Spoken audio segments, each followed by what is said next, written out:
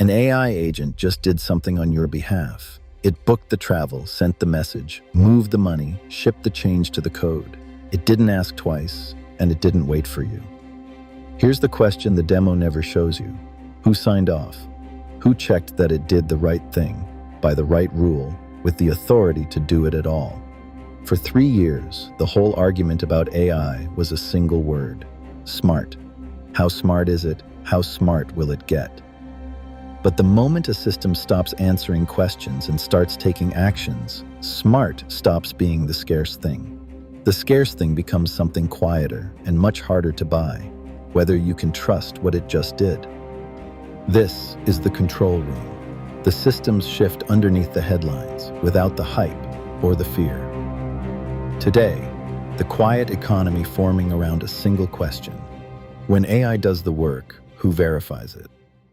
Start with a fact that gets buried under the hype. Most agent projects are failing. Gartner expects more than 40% of agentic AI projects to be canceled by the end of 2027. And when you read why, it isn't only the obvious reasons. The cost, the vague returns. There's a quieter one underneath, and it's the one that matters here. The absence of controls to run an agent safely. Sit with what that means. The thing stopping companies from turning agents loose on real work isn't that the agents can't do it. In a lot of cases, they can. It's that once the agent acts, nobody can prove what it did, which record it touched, which rule it followed, whether it had the right to act at all. And if you can't prove what it did, you can't catch it when it's wrong, and you can't stop it before the damage is done. An action you cannot verify is an action no serious organization will let anywhere near money or customers or code that ships. That's not caution for its own sake. It's the difference between a pilot that impresses a boardroom and a system a company will actually stake its name on. So the real bottleneck on the entire agent economy isn't intelligence. The models are already good enough. The bottleneck is trust, a way to know, after the fact and in the moment, that the machine did what it was supposed to. And now, trust stops being a nice-to-have. From the 2nd of August, 2026, a new rule takes force across the European Union. Under the AI Act's Transparency Article, Article 50, an AI system that interacts with a person has to make sure that person knows they're dealing with a machine, not another human. And anything the system generates, audio, an image, a video, a block of text, has to be marked in a way a computer can read as artificially made, not a suggestion, not a code of conduct, law with a number attached. Breach that transparency duty, and the fine runs up to 15 million euros, or 3% of the company's total worldwide annual turnover, whichever of the two is larger. And to be precise, because precision is the whole point of this, that's the transparency tier.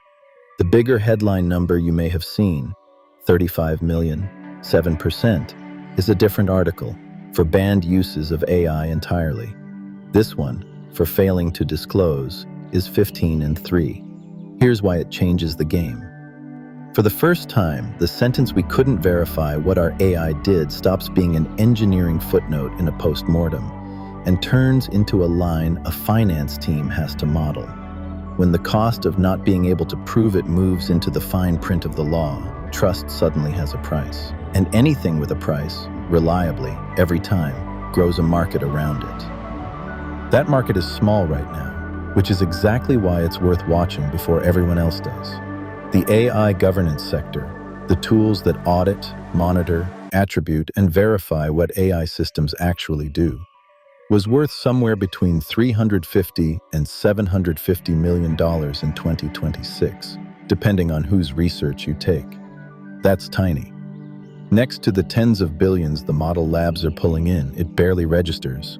But look at the slope, not the size.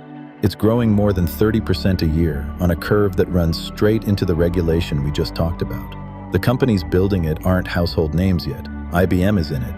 So is a layer of specialists you may not have heard of. Security, Fiddler, and others, building the audit trails, the model risk controls, the automated compliance the agent era is going to need just to function. And this fits a number from earlier in this series. Roughly 72% of what enterprises already spend running AI sits outside the model bill entirely. The orchestration, the retrieval, and a growing slice of it in exactly this: monitoring, logging, and proof. The plumbing nobody demos is turning into the plumbing everybody has to buy. Now put the demand next to it. In 2025, under 5% of enterprise applications had a task-specific agent inside them. Gartner's estimate for 2026 is up to 40%. Every single one of those agents is a new thing that has to be watched, logged, and verified. That's the whole shape of it. The economy of trust is just the economy of letting the agents act at all. If you want the shift underneath the headlines, every week, subscribe. The Control Room, The Signal, every week. It's easy to hear the words AI, governance, and picture red tape, compliance. The department that slows the interesting work down. That is exactly the wrong way around. Verification isn't the brake on an agent acting, it's the permission slip. Without a way to prove what it did, an agent never gets near anything that actually counts. It stays a demo.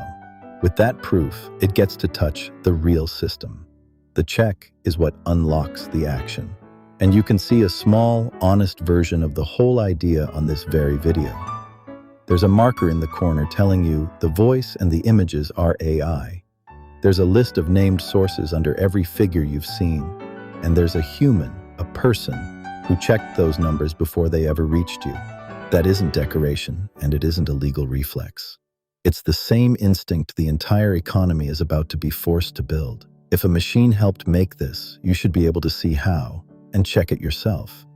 Which flips something we've taken for granted.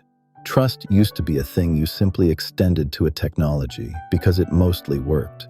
In the agent era, trust becomes something you have to manufacture on purpose, layer by layer, evidence by evidence, before the machine is ever allowed to act on your behalf. For 3 years, the only question that seemed to matter was whether the AI was smart enough. It is. That question is settled. The one that decides the next decade is quieter and a great deal harder to answer. Not is it smart, but can we trust what it does? And the companies that answer it won't be the ones with the best chatbot, or the biggest model, or the longest list of benchmarks. They'll be the ones holding the thing the whole agent economy is quietly missing, a way to prove it, a way to show the work. The intelligence was never going to be the scarce part for long. The proof is. This is the control room. Here is the pattern. The implications are yours. One last thing, and today, of all days, it's the entire point. The voice you've been listening to is AI. The images are AI generated or open licensed. Every figure was researched and checked by a human being, and every source is named in the description below. That's the disclosure the law is about to require. We just think it's how it should have worked all along.